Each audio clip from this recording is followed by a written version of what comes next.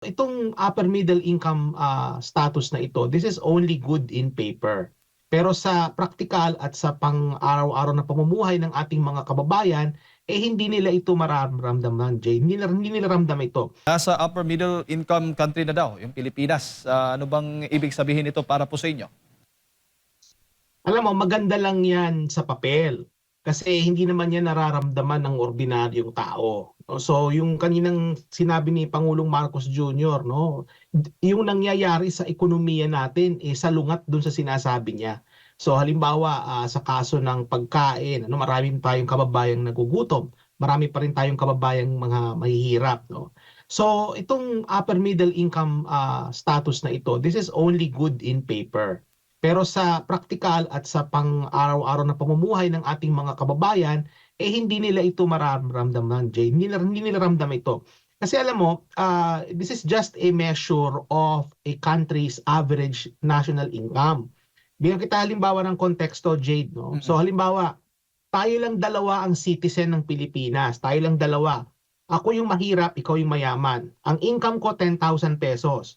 Ang income mo 50,000. So pag kinuha mo yung average niyan, ang average niyan ay nasa 30,000. Kasi nga 10 plus 50, 60 divided by 2, 30. 30,000 pesos yung ating gross national income per capita. No?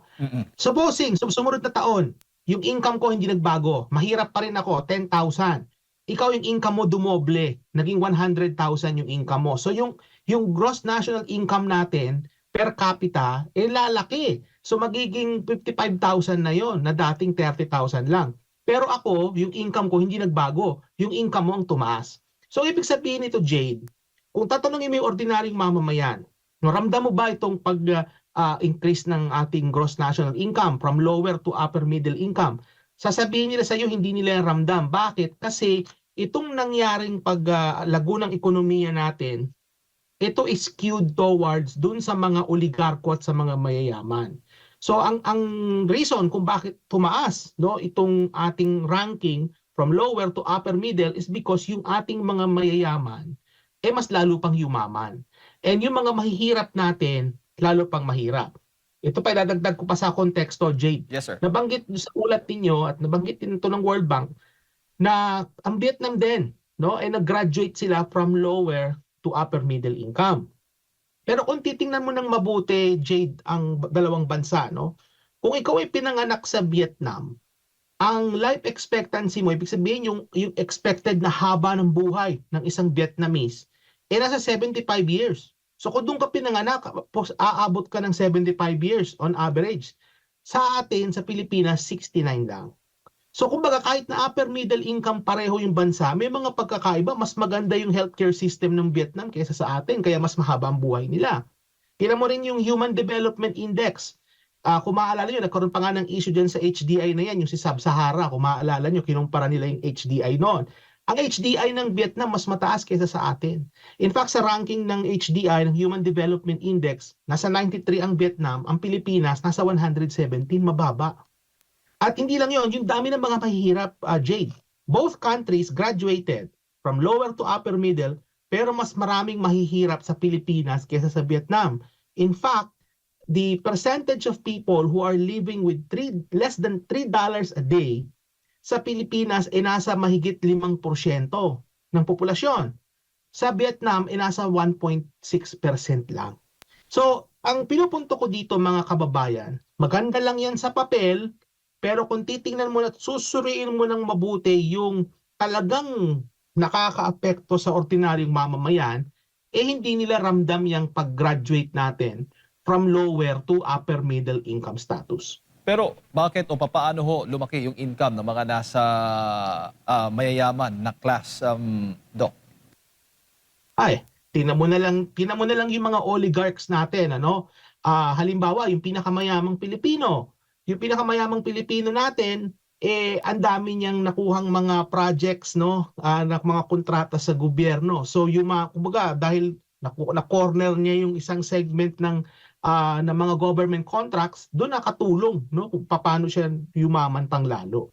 So kumbaga, mga kababayan, yung mga oligarko natin kasi they are very protected, no, ng ating gobyerno. They're very protected.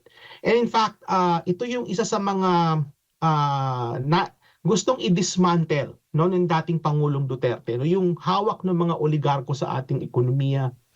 Ngayon nakita natin na dahil nga yung iba na ang ating gobyerno ngayon, naging mas malakas lalo ang kapit ng mga oligarchs sa ating economy. Kaya ito ang nakikita natin. Yung mga oligarchs at yung mga korporasyon nila, yun ang mas lalong yumayaman. And then yung ating mga mahihirap, Jade, lalo silang mga nagiging mas mahirap, mas nagiging mas malala yung sitwasyon para sa kanila. So, babalik tayo, Jade, sa kalidad pa rin ng pamamahala. Kasi itong ganitong klaseng pag-graduate, no, from lower to upper middle income, maganda rin naman ito kung papartner mo ng maayos na pamamahala.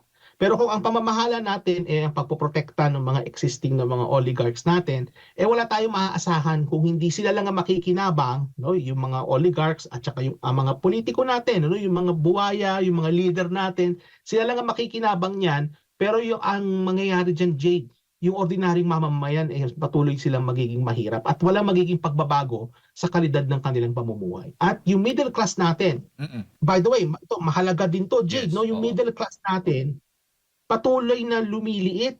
Kasi ang nangyayari yung mga middle class natin, kung ang Pilipinas nag-graduate from lower to upper middle income, yung ating mga middle class imbes na gumraduate, bumabalik sila from middle to lower income. Kasi sa sobrang hirap ng buhay, no, yung kanilang sahod hindi sumasabay sa inflation, ang nangyayari is marami sa ating mga middle class na dating mga may kaya, nada-drive sila into poverty. No, so yun yung nakikita natin. Kaya napakita ko rin kanina na mas maraming mahihirap sa ating bansa, sa Pilipinas, kaysa sa mga ibang lugar na kagaya ng Vietnam, na pareho rin namang nasa upper middle income status.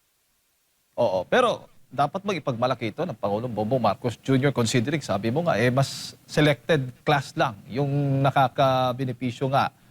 Yung mga mayayaman, mas yumayaman, pero yung mga mahihirap, mas lalong naghihirap. Doc? Alam mo, gagamitin niya ni Pangulong Marcos Jr. lalo na't napapanahon na yung malapit na ang SONA.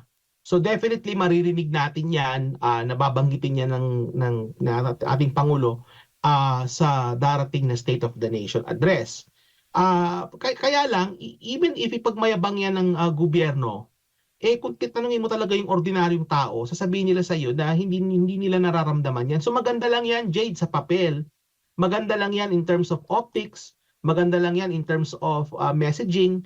Kasi alam mo, sinasabi rin ng gobyerno na magagamit nila ito as a signal to foreign investors, Jade. Na dahil nga nasa upper middle income na tayo, it reflects magagandang polisiya. So kaya yung mga investor, welcome na kayo sa ating bansa. Pero tandaan din natin na magiging epektibo lang ito as a tool for messaging and optics kung yan ipapartneran nila yan ng maayos na pamamahala. Sa totoo lang, Jade, ang mga investors natin, ang gusto nila in terms of sa pag-i-invest sa isang bansa is stable yung mga polisiya. So halimbawa, kung merong batas, yung mga batas na yan ay i-implement yan ng maayos. Hindi po pwede yung benda law. Kasi kung benda law mo yan, makikita yan ng foreign investor, ayaw nila ng ganyang klaseng kalidad ng gobyerno na binebend yung law. Ayaw nila niyan. So, ang Vietnam, nasa upper middle income din. Kung sila yung papipiliin, abay doon na lang ako sa Vietnam. Ang polisiya is stable. Sa Pilipinas, paiba-iba at selective yung i-implement ng mga polisiyan. Kita na natin, Jade, no, sa klase ng pamamahala na meron tayo na kung saan ang justice ay selective, ang prosecution ay selective, at gusto nilang i-bend the law. So ayaw ng investor niyan. So kahit na tayo nag-graduate from lower to upper middle, pero hindi nila yan papartneran ng maayos na pamamahala, maganda lang yan sa papel. At yan ay baliwala yan sa ordinaryong mamamayan. Opo. Linawin ko lamang po, Doc.